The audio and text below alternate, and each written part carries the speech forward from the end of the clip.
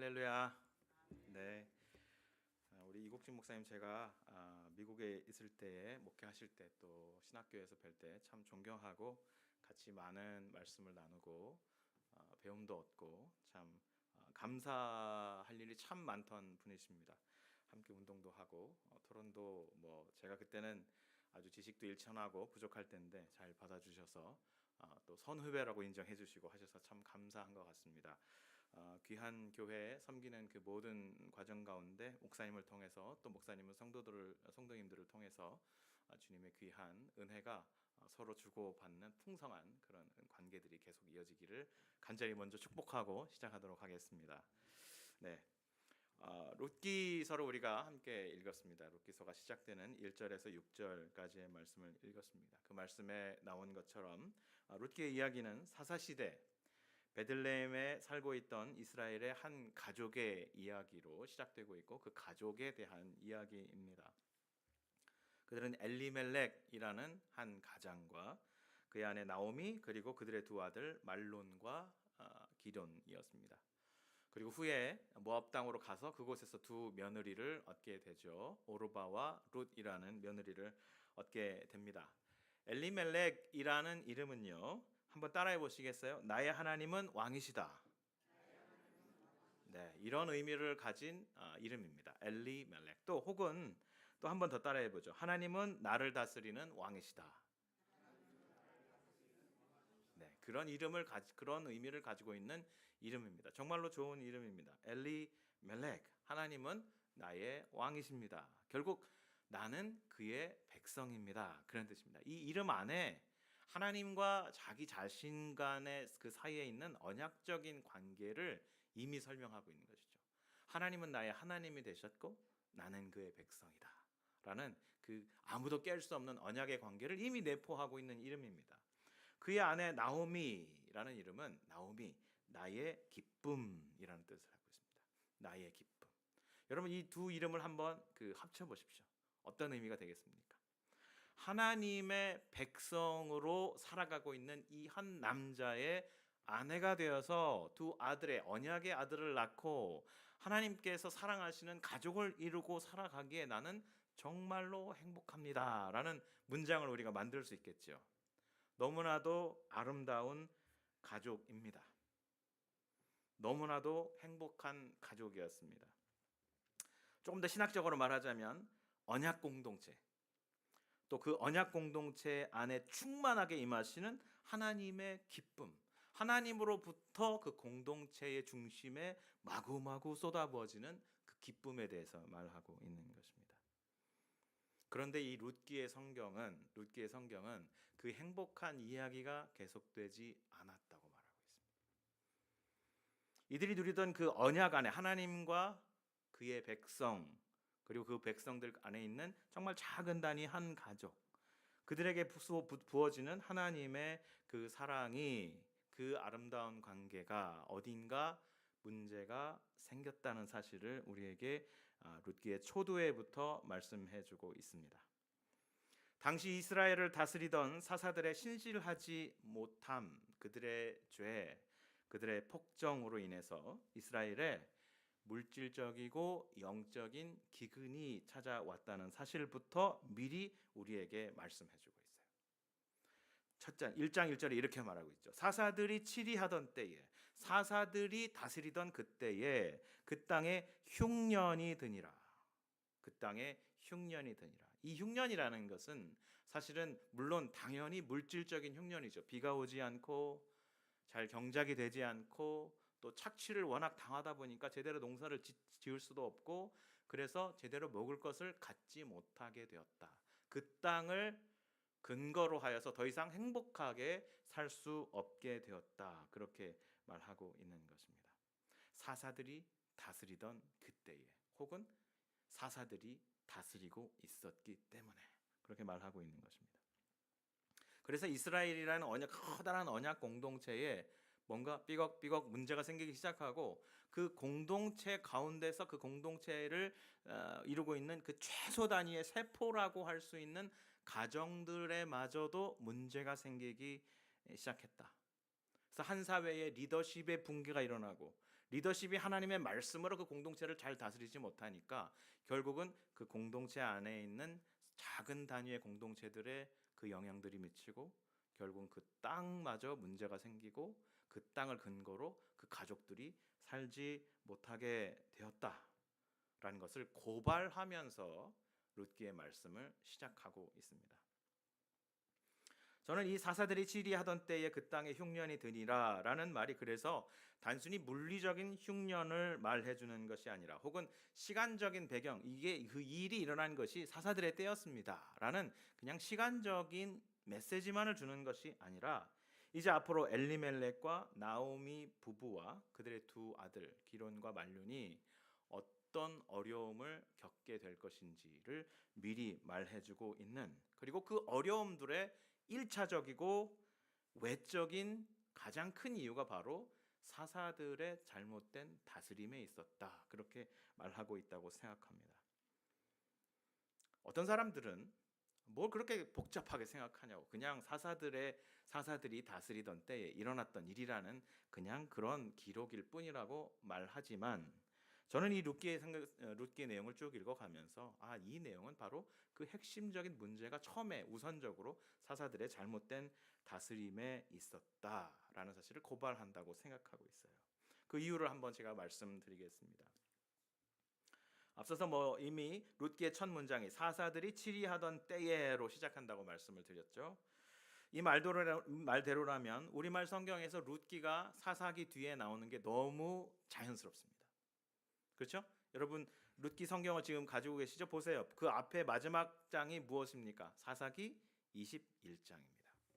사사들의 때에 기록된 내용이니, 있었던 내용이니 당연히 사사기 뒤에 나오는 것이 너무나 자연스럽습니다.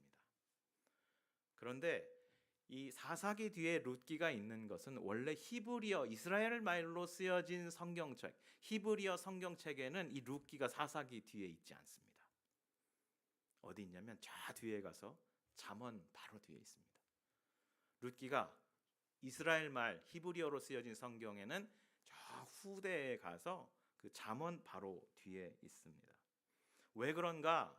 잠언 31장 마지막 문단을 보면 그 답을 알 수 있습니다.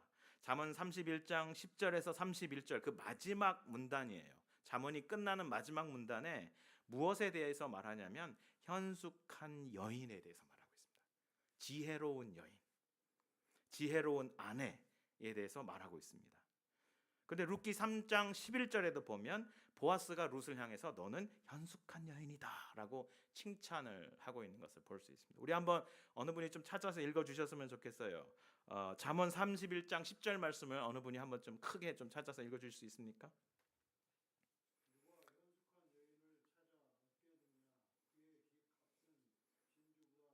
네, 그렇습니다. 누가 현숙한 여인을 찾아 얻겠느냐? 현숙한 여인을 찾기가 쉽지 않고 그 가치가 진주값보다 더하다라고 그렇게 말하고 있죠. 자, 그러면 이제 룻기의 다른 한 분이 룻기 3장 11절 말씀을 한번 찾아서 읽어 주십시오.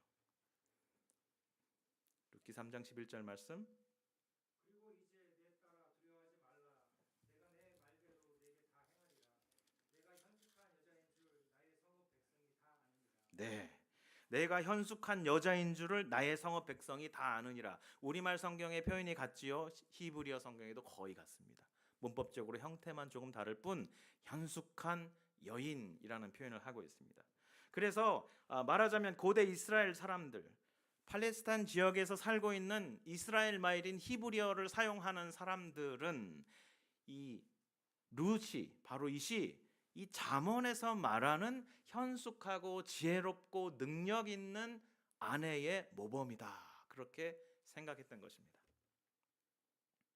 실제로 잠언에서 말하는 현숙한 여인의 내용을 쭉 보면요, 자기 남편을 잘 섬길 뿐만 아니라 다소 남편의 능력이 떨어져도 타의 추종을 불허하는 부지런함과 리더십을 잘 발휘하고 또 심지어 상술도 뛰어나고 경영의 능력도 모자랄 때가 없어서 금세 남편의 가업을 다시 일으키는 아주 능력 있는 만능 부인으로 소개하고 있습니다. 뿐만 아니라 그녀는 가난한 자를 돌볼 줄도 알고 남편을 어느새 지혜로운 사람으로 성숙하게 성장시켜서 많은 사람들 앞에 자기를 드러내는 것이 아니라 남편을 세워주어서 사람들에게 인정받게 하는, 모든 영역에서 타의 추종을 불허하는 능력과 지혜와 이 겸손을 겸비한 여인을 말하고 있습니다. 그런 것을 현숙한 여인이다 이렇게 말하고 있는데요. 이스라엘 사람들은 이 룻기에 나오는 룻이 바로 그런 여인이다. 자기의 딸을 보고 딸아, 내가 현숙한 여인이 되고 싶니? 잠언에서 말하는 그 현숙한 여인이 되고 싶니? 그러면 룻기를 읽어봐라. 룻기에 나오는 그 룻이 바로 그 현숙한 여인이다라고 말하고 싶었던 것입니다. 그런데 우리말 성경의 룻기는 잠언 뒤에 나와 있지 않죠? 쭉 올라가서 바로 사사기 뒤에 있습니다. 왜 그러냐면 우리말 성경이 70인역이라고 하는 히브리어 성경을 헬라어로 번역해 놓은 구약 성경의 순서를 따르고 있기 때문입니다. 이것도 참 귀한 성경입니다. 그 헬라어로 쓰여진 구약 성경에서는 이 룻기의 이야기를 잠언 뒤에 있는 것을 굳이 일부러 옮겨와서 이 사사기 뒤에 딱 배치시켜 놓았던 것입니다. 왜냐하면 그 헬라어로 성경을 읽었던 그 공동체, 그 교회들, 그 하나님의 백성들의 눈에는 이 룻이라는 여인이 그 현숙한 아내로서의 역할도 중요하지만 우리에게 정말 더 중요한 어떤 여인의 역할이 있는데 그것이 훨씬 더 중요하다고 생각되었고, 그래서 사사기 뒤에 위치시켜 놓고 바로 그 사사기의 문제, 그리고 사사들의 문제 때문에 생겨난 이스라엘 공동체가 찌그락찌그락 무너지고 피를 흘리고 힘들어하고 눈물 흘리는 그 문제의 현장 속에서 룻을 통해서 하나님께서 하시는 일을 계속해서 듣고 이해하고 은혜를 받고 또 자녀들에게 들려주고 싶었던 것입니다. 그 당시 유대인들, 여러분 그리스, 로마 이 전 세계에 흩어져 있던 유대인들입니다. 이스라엘 땅에 살고 있는 유대인이 아니라 그리스, 소아시아, 지금의 터키 지역 이런 지역에 흩어져서 사실은 바빌론에 멸망된 후에 흩어져 버린, 제가 여러분 미국에 살고 있잖아요.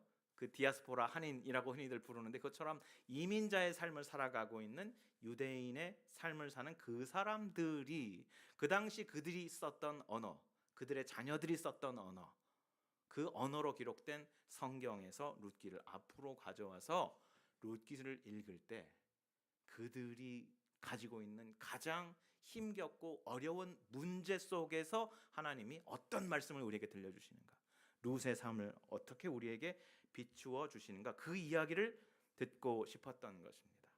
그들이 처해 있던 문제, 룻이 실제로 살았던 그 시대, 사사들의 폭정으로 인하여 가정이 붕괴되고 그 땅에서 살 수 없어서 모압 땅으로 갈 수밖에 없었던 그들의 형편, 그곳에서 남편이 죽고 아들이 죽고 또 둘째 아들이 죽고 결국 며느리만 남게 된 세 과부가, 한 사람의 과부도 여러분 살기가 너무 힘든데 세 과부가 함께 살아가게 된 그 삶 속에서 이 룻이라는 모압 여인이 모든 것이 절망적으로 변해갔는데 이 믿음이 당연히 없을 것 같던 이 모압 여인 룻을 통해서 가정이 회복되어 가는 모습을 주목하게 하면서 자녀들로 하여금 우리가 지금 이 그리스 로마 땅에 살고 있지만, 우리가 지금 이방 땅에 살고 있지만, 그러나 우리 가운데 역사하시는 하나님께서 우리의 이 연약한 모습을 통해서 하나님 일하신다, 우리에게 은혜 주신다, 우리를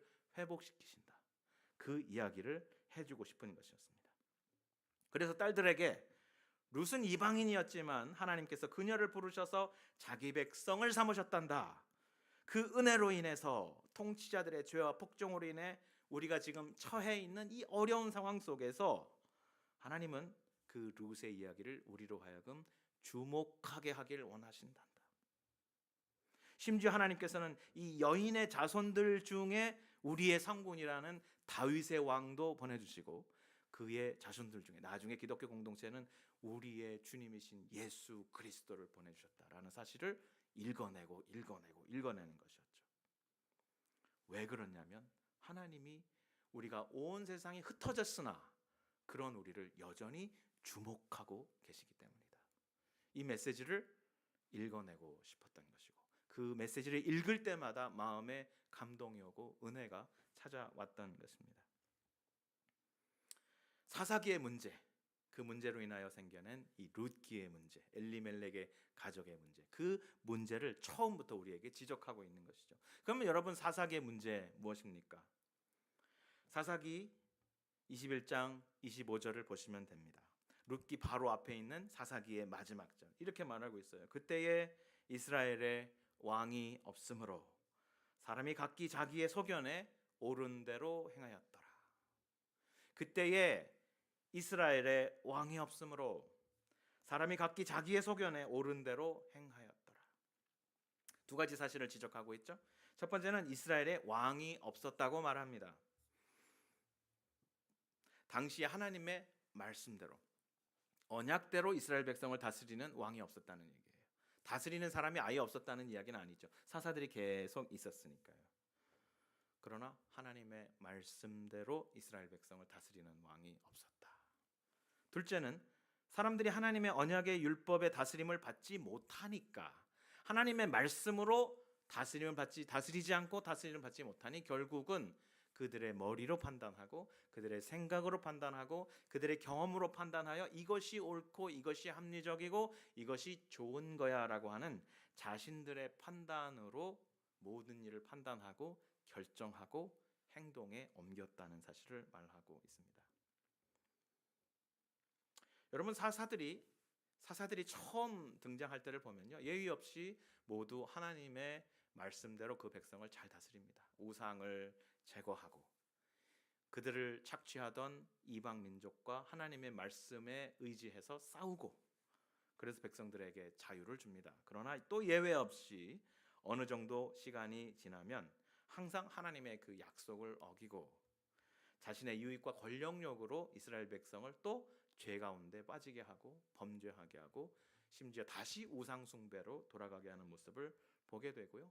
이 내용이 사사기 안에 계속해서 반복됩니다. 그래서 마지막 결국 이스라엘에 하나님의 말씀대로 한결같이 다스리는 통치자가 없어서 그들도 그렇게 했거니와 모든 이스라엘 백성들마저도 자신의 생각대로, 하나님의 말씀의 뜻이 아닌 자신의 생각대로 그들의 삶을 운영해 나갔다라고 말하는 것입니다. 저는요, 여기서 사람이 각기 자기 소견에 옳은 대로 행하였다 이 말 속에 창세기에 등장하는 아담의 모습이 비추어진다고 생각합니다. 사단이 와서 아담을 여러분 유혹하지요. 선과 악을 네 마음대로 판단할 수 있어. 하나님이라는 그 지존의 존재 없이도 얼마든지 선과 악을 판단해서 하나님과 같은 지존의 존재가 될 수 있어라고 유혹을 해서 결국 선악과 나무를, 그 과실을 따먹게 되지요. 여러분, 변화가 일어났습니까? 일어나긴 일어났습니다. 어떤 변화가 일어났습니까? 선과 악을 잘 판단하게 되었나요? 아니요. 죄와 그의 죄책에 대한 두려움과 자신이 벌거벗고 있다는 사실과 그 자신이 영원히 비극에 처했던 사실부터 느끼게 되었습니다. 그리고 선과 악을 판단하게 되었습니다. 하나님 없이 자기 생각에 옳은 대로 그렇게 판단하게 되었습니다. 그 아담적인 다스리는 사람들로 계속해서 이어졌던 이스라엘의 역사에 결국은 이스라엘 백성들마저도 그 범죄한 아담과 같은 스스로 판단하는 하나님으로부터 멀어진 사람들이 가득했다는 사실을 비추어 주고 있는 것입니다. 그렇게 되자 이스라엘 백성의 공동체가 와해되고 그 공동체의 가장 핵심인 가족이 와해되고 그들이 이스라엘 땅을 떠나게 되고 그 땅에서 피폐한 삶을 살아가고 결국 하나님을 멀리하게 되는 그런 삶을 우리에게 말씀해주고 있는 것입니다. 바로 이 문제의식을 처음부터 우리에게 가르쳐주고 있어요. 여러분, 아마 엘리멜렉의 가족이 처음부터 그러진 않았을 것입니다. 이스라엘 땅을 처음에 떠났을 때 그들에게 많은 문제가 있고 어려움이 있고 가정이 막 무너지고 그렇지는 않았을 것입니다. 이스라엘 백성이 엘리멜렉과 그의 가족이 모압 땅에 갔다라고 했을 때 모압 땅이라는 그 땅이라는 말을요, 에레츠라는 그 히브리 말로 쓰지 않고 사데라고 했는데 그 사데는 영토를 말하는 것이 아니라 그냥 여러분 황무지를 말하는 것입니다. 황무지. 그러니까 모압이라는 그 도시로, 모압 땅의 도시로 엘리멜렉이 들어간 것이 아니라 그 사람들조차도 기경하지 않는 어느 황무지로 가서 열심히 일했던 것 같고, 그래서 어느 정도 기간이 지나자 그 지역의 여인들을 며느리 삼아서 자기 아들들을 결혼을 시키고 어느 정도 자수성가를 한 것 같습니다. 그래서 그곳에서 이곳에서 이제 우리는 삶은 뿌리를 내리는구나 생각하고 있을 즈음에 엘리멜렉이 죽고 그의 두 아들이 말론과 기련이 차례대로 죽고 이 세 과부만 남게 된 것이죠. 당시 고대 근동사에서 과부들이 살아가는 삶은 정말 여러분 피폐했습니다. 그들의 그 피폐한 삶 속에 이제 어느 누구도 그들을 보호해주지 않는 언약을 하나님의 언약을 그 가정 안에 풍성하게 일궈내는 그 당시 사회에 남자들이 아무도 없는 그 가정, 그 위험한 가정이 된 것이죠. 그런데 그때에 그들에게, 그 나그네들에게, 정말 절망에 빠진 나그네들에게 한 소식이 들려오는 것입니다. 6절 말씀입니다. 뭐라고 말씀합니까? 그 여인이 모압 지방에서 여호와께서 자기 백성을 돌보시사 그들에게 양식을 주셨다 함을 듣고 이에 두 며느리와 함께 일어나 모압 지방에서 돌아오려 하여. 그들이 왜 떠났습니까? 이스라엘 땅을 그들의 때에 기근이 찾아와서, 영적이고 물질적인 기근이 찾아와서 그곳에 더 이상 살 수 없어 떠나서 모압 땅에서 그 황무지를 개간하여 살아가고 있다가 완전히 그 삶의 모든 것을 잃어버리게 되었을 때에 한 소식이 들려오는데 하나님께서 이스라엘 백성에게 돌아오셨다. 그 이스라엘 백성을 주님께서 다시 돌보셨다라는 사실을 그들에게 들려주신 것입니다. 이 말씀을 통해서 이 가족의 변화가 드디어 일어나기 시작합니다. 여러분 그 이후의 삶이 바로 극적으로 좋아진 것은 아니에요. 이스라엘 땅으로 돌아오는 과정이라든지, 여러분 이스라엘 베들레헴 댐에 들어왔더니 사람들이 나오미를 보고 깜짝 놀랍니다. 이 나오미가 전에 떠났던 그 나오미야? 무슨 얘기일까요? 얼굴이 늙고 삶의 모든 질곡이 얼굴에 다 나타나서 정말 병들고 아파하는 그런 모습을 보고 저 나오미가 그때 그 나오미가 맞아? 그러자 나오미는 그 사람들의 수군수군대는 이야기를 듣고 말을 하기를, 이제부터 나를 나오미라고 부르지 말아라. 나를 마라라고 불러라. 그 마라, 여러분 어디서 나오는 말인가요? 이스라엘 백성이 광야에서 나와서 걷다가 너무 지쳐서 이제 배가 고프고 목이 마를 때에 한 오아시스를 발견하고 달려가서 그 물을 퍼 마셨는데 흔히 우리가 하는 말로 토사광난을 했죠. 토하고 설사하고 배 아파서 모든 여러분 수십만 백성들이 다 그렇게 했다는 것입니다. 그래서 그 물을 마라라고 했습니다. 이거는 먹을 수 없는 물이다. 하나님께서 먹지 못하게 한 물이다. 이것은 고통을 주는 물이다. 그래서 그 동네 이름을 그 마라라고 했는데요. 바로 내가 마라야. 내 인생이 그 쓴 뿌리가 가득 안으로 들어가 있는 그 마라야 할 정도로 이 나오미의 삶이 그 이후에도 여러 어려움으로 쭉 이어집니다. 그러나 우리는 이 소식 속에서 그들에게 하나님께서 이스라엘 백성에게 돌아오셨다는 그 소식에서부터 이 가정에 일하기 시작하시는 하나님을 발견하게 됩니다. 돌아오는 과정 속에서 나오미가 결심을 하고 며느리 오르바를 돌려보냅니다. 내 집으로 돌려가라. 내가 너를 어떻게 도와줄 수가 없다. 내가 아이를 낳아서 내게 남편으로 줄 수도 없고 이 아이가 크려면 아직 많은 시간이 걸릴 테고 그때 되면 너도 생산하지 못하는 여인이 될 테니 돌아가서 제가 해서 내 아버지 밑에서 행복하게 살거라. 그래서 오르바가 돌아갔습니다. 그래서 이제 룻도 돌려보낼 참이죠. 그랬더니 룻이 이렇게 말해요. 1장 16절에서 17절 말씀인데요. 내게 어머니를 떠나며 어머니를 따르지 말고 돌아가라 강권하지 마옵소서. 어머니께서 가시는 곳에 나도 가고 어머니께서 머무르시는 곳에 나도 머물겠나이다. 어머니의 백성이 나의 백성이 되고 어머니의 하나님이 나의 하나님이 되시리니 어머니께서 죽으시는 곳에서 나도 죽어 거기 묻힐 것이라. 만일 내가 죽는 일 외에 어머니를 떠나면 여호와께서 내게 벌을 내리시고 더 내리시기를 원하나이다. 이 말을 듣고 나오미가 더 이상 룻을 돌아가라고 말할 수 없었습니다. 나오미의 그 선택, 나오미의 마음속에 어떤 일들이 그동안 벌어졌을까요? 시아버지가 죽고 남편이 죽고 시아주버님도 죽는 그 모든 그 비극적인 일 속에 모든 것이 비극으로만 내려가는 것 같은데, 그 고통의 과정 속에서 하나님이 이 한 여인의 마음속에 믿음을 주신 것입니다. 고통과 고난이 연속되는 그 한 과정 속에서 아무런 좋은 것이 없을 것 같은 그 상황 속에서 하나님은 이 모압 여인 룻에게 믿음을 주셔서 어머니의 백성, 어머니의 하나님, 어머니가 속해 있는 곳, 그곳이 나의 하나님, 나의 백성, 내가 머물 곳이 될 것입니다 라고 하는 신앙의 고백에 이르게 하셨습니다. 여러분, 베드로가 신앙 고백했죠. 주는 그리스도시요 살아계신 하나님의 아들입니다 라고 이 신앙 고백을 했을 때 우리 주님께서 베드로에게 말씀하셨습니다. 이 신앙 고백은 바요나 시몬아, 내가 정말 복된 것은 이것은 내가 한 것이 아니라 성령께서 내 안에 지식을 주시고 깨닫게 하셔서 신앙을 고백하게 한 것이다. 저는 이것이 마주친다고 생각합니다.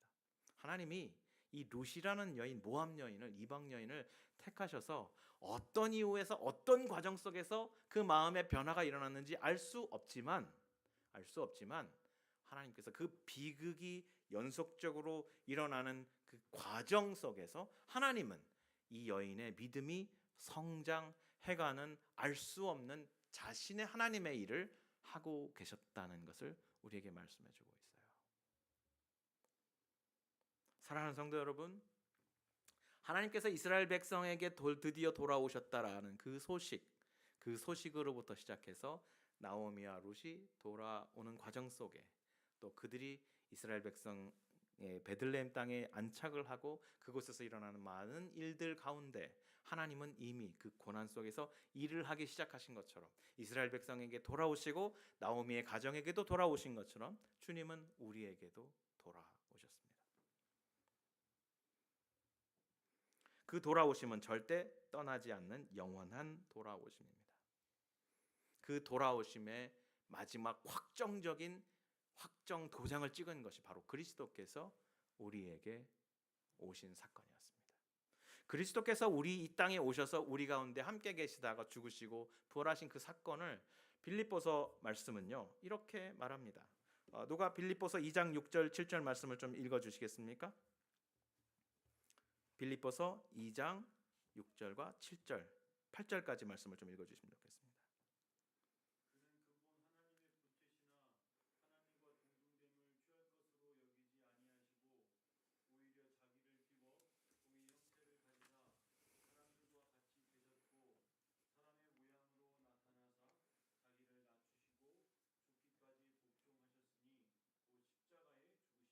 아멘. 그리스도께서는 영원히 아버지 하나님과 본체시라고 말하고 있습니다. 그런데 그 동등됨을 취할 것으로 여기지 않으셨다. 쉽게 말하면 이거 내 거야, 건들지 마, 나 아무하고도 쉐어하지 않을 거야, 이렇게 하지 않으셨다는 것이죠. 여러분, 어린 아이들 보면요 꼭 먹을 때 보면 실제로 먹을 수 있는 양은 요거 하나밖에 안 되지만 양손에 다 쥐어야 만족을 하지 않습니까? 그래서 이거 하나 내려놓고 이거 먹어 그러면 절대 놓지 않습니다.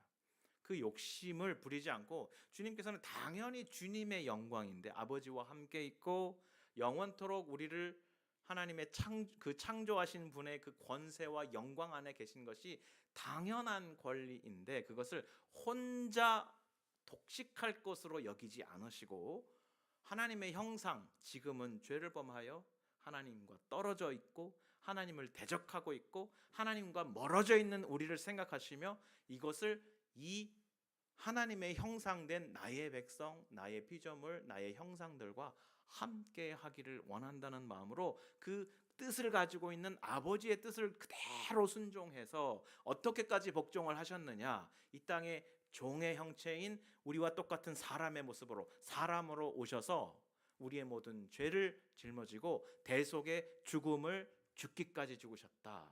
여러분, 신명기 말씀을 보면 나무에 달려 죽은 죽음은 하나님의 저주를 받아 죽은 죽음이라고 했습니다.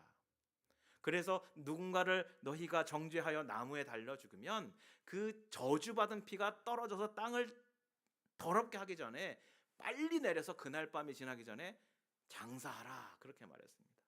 예수 그리스도께서 십자가에 죽으신 하나님의 우리가 받아야 할 모든 저주를 다 받고 죽으신 그 그리스도를 내려서 매장을 했지 않습니까? 그토록 비천한 자의 죽음으로 죽으셨습니다. 오늘 나온 이 룻기의 내용을 보면 계속해서 룻기는 이 룻을 얘기할 때 그냥 룻하고 얘기하지 않고요. 모압 여인 룻, 모압 소녀 룻, 비참한 여인 룻, 이방 여인 룻, 심지어 하나님의 언약 백성이 될 수 있는 자격이 있는 할례를 받지 못하는 이방인인 룻, 그렇게 계속 말씀하고 있어요. 그러나 그 룻보다도 비천한 존재로 하나님의 저주의 대상으로 십자가에 죽으신 예수 그리스도가 우리에게 오셔서 완전한 아버지의 순종을 통해서 우리를 다시 아버지께로 이끌고 가셨다는 것이 바로 이 빌립보서의 말씀입니다. 우리를 위해서 우리에게 찾아오신 예수 그리스도를 보여주시는 것입니다. 그 예수 안에서 주님은 다시 우리를 아버지 앞으로 데리고 가셨습니다. 하나님께서 이 룻이라는 이방 여인을 통해서 나오미의 가족을 다시 베들레헴으로 하나님의 복으로 하나님의 언약의 축복의 이야기로 데리고 오신 것처럼 주님은 우리를 그렇게 그분의 완전한 순종을 통해서 이끌어 가셨습니다. 사사들의 때에 하나님 앞에 순종하지 않고 언약으로 다스리지 않고 하나님의 뜻대로 다스리지 않던 자들을 통해서 그들로 인하여 온 가족들이 그들의 삶이 피폐해져 갈 때에 이 작은 이방 여인 룻을 통해서 이제 이스라엘의 그 가정뿐만 아니라 이스라엘을 복의 나라로 되돌리신 것처럼 그리스도께서는 그 비천한 연약함 속으로 자기가 내려오셔서 그 속에서 하나님의 일을 시작하셨다라고 말씀하고 있습니다. 여러분, 하나님께서 사역하시는 그 사역은 고난과 어려움 가운데서 그 하나님의 축복을 볼 수 있는 눈을 가진 사람들을 통하여 역사하신다고 저는 믿습니다. 룻은 비천한 여인이지만 그 가족 안에 비참하고 비극적인 일이 일어나는 그 과정 속에서도 그를 찾아오신 하나님의 초대와 하나님의 부르심과 하나님의 치유와 하나님의 회복의 역사를 깨닫고 그 신앙이 자라나고 그 신앙으로 고백했습니다. 여러분, 우리 삶 속에 많은 어려움이 있지 않습니까? 어떤 어려움들이 있습니까? 제가 다 알지 못하지요? 제가 그런 영성은 없습니다. 그러나 주님은 아십니다. 그리고 그 고난이 연속적으로 내 삶 속에 있는 그 현장에서 하나님은 일하십니다. 그것이 다 지나가고 나면 이제 하나님이 일하실까? 이 어려움이 다 지나고 나면 이제 하나님의 언약의 말씀의 치유의 광선이 샥 발할까? 아니요. 하나님은 지금 내가 고난을 겪는 그곳에서 나를 부르고 계시고 거기에서 이미 하나님은 그 일을 하고 계시는 것입니다. 그 일을 이미 여러분의 귀한 성도님들의 삶 속에 이루고 계십니다. 중요한 것은 이 고난의 현장 속에서, 삶의 현장 속에서 하나님이 이루시는 그 일로 인하여, 하나님의 부르시는 그 부르심으로 인하여 베드로전서에 보면 나그네들이여 이렇게 말하고 있거든요. 그 나그네들에게 하나님이 당신들이 받는 그 고난 속에 있는 그 고난의 중심에서 하나님이 당신들과 함께 계신다 라고 말하고 있거든요. 예수님이 제자들을 섬길 때 허리에 띠를 띠고 무릎을 꿇고 옷을 치맛단 같은 옷을 들어 올려서 하얀 무릎을 땅바닥에 팍 꿇으시고 제자들의 발을 씻겨 주셨던 것처럼, 그 섬김의 현장에서 은혜가 나타났던 것처럼 그대들이 그 고난 속에 있으나 예수님을 닮아서 마음의 허리에 띠를 띠고 당신들의 그 치렁치렁한 옷도 들어 올려서 무릎을 드러내고 무릎 꿇고 섬기십시오. 그러면 그 고난의 현장 속에서 그리스도의 영이 그들과 함께 역사하신 것을 보게 될 것입니다 말했던 그 메시지처럼 오늘 우리의 삶 속에서 여러분, 하나님은 이미 그의 일을 시작하셨습니다. 우리가 그리스도께서 허리에 띠를 띠고 자신의 무릎을 드러내고 제자들 앞에 무릎을 꿇어 그 발을 하나하나 닦으셨던 그 겸손함이 있다면 우리의 그 모습 속에서 주님은 주님의 그 사랑과 은혜와 권능의 말씀과 부르심의 음성을 우리에게 들려주실 것입니다. 어떻게 들을까? 뭐 어떤 방법으로 들을까? 어떤 영성을 훈련하면 될까? 아니요. 하나님은 우리로 듣게 하실 것입니다. 우리 목사님의 말씀을 통해서, 성도들의 말씀 나눔을 통해서, 성경을 읽는 과정 속에서, 아까 톡방을 말씀해 주셨는데 그 톡방에서 하나님의 말씀을 서로 교제하고 이것이 나에게 어떤 의미가 되고 어떤 위로가 됐는지를 서로 나누는 그 현장 속에서 하나님은 누구야 이름을 부르시면서 그 삶의 고난의 현장 속에서 이미 일하고 계시는 그의 하얗게 드러난 예수의 무릎을 우리에게 보여주실 것입니다.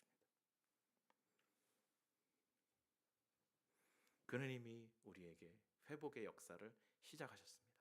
십자가에 달리신 예수 그리스도를 바라보며 우리 귀한 성도들에게 여러 가지 삶의 질곡 가운데 주님이 들려주시는 그 위로의 음성 들려주시기를 예수 그리스도의 이름으로 축복합니다.